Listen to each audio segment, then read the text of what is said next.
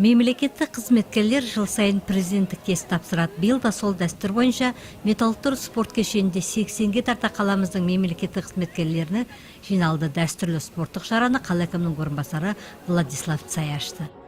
Огромное спасибо, что вы сдачу президентских тестов. Приятно видеть нашу доблестную государственную службу. Вы знаете, что постановление правительства 2 раза в месяц проходит сдача президентских тестов, летом и зимой. Поэтому, думаю, в этом году вы сдачу президентских тестов открываете первым месте. Пожелаю вам, чтобы вы задали темп сдачи тестов для всех предприятий города Темиртау. Давайте их проведем очень дружно.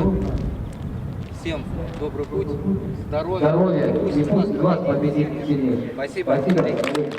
Мемлекеттік қызметкерлер президент тесті бір күнде тапсырды. Олар жеңіл атлетика бойынша Металлург спорт кешенінде жүгірді. Нысана көздеп ату терінде атудан норматив тапсырса, сонымен қатар жастар бассейнде суда жүзу спорты бойынша даярлықтарын сынға салды.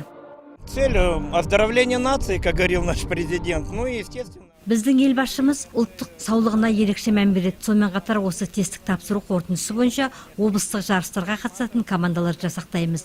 Қарағанды облысы әкімшіліктер арасында жарыстар өткізіліп тұрады. Онда біздің теміртаулық команда жүлделі 1-ші, 2-ші орындарға ие болып келеді. Мықты деген спортшыларды анықтаймыз және ұлт саулығын сақтауды мақсат етеміз. Мемлекеттік қызметкерге жауапты міндет қана жүктелген емес, ол бар болмысымен үлгі болуы тиіс. Мемлекеттік қызметкерлер спортпен шұғылданып, өзінің сыртқы келбетіне де мән беруі тиіс. Салауатты өмір салтын сақтап, спортпен де шұғылдануға уақыт таба білуі керек. Міне, президент тест олардың спорттық даярлығын тексеру. Теміртау политехникалық колледжінің директоры Айдар Әбіш бастаған ұжым оқытушылары осы мәселеге ерекше мән беріп, президенттік тест тапсыруға түгел қатысты. Бүгін күні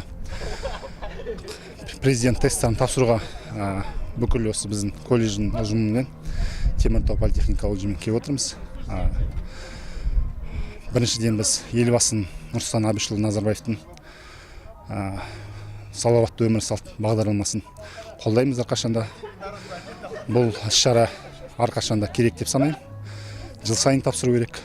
Бүгін күні жастарға да, біздің ұстаздарға да, жалпы қаланың тұрғындары, мемлекеттік қызметкерлерге тапсырып отыр. Бұл шара керек деп санаймын. Осы тестілеудің қорытындысы бойынша үздіктер марапатталды. Ал президенттік тестін мектеп оқушылары мен студенттер өз оқу орындарының аясында тапсырса, еңбек ұжымдарының даярлығын қалалық спорт және дене шынықтыру бөлімі тексерді.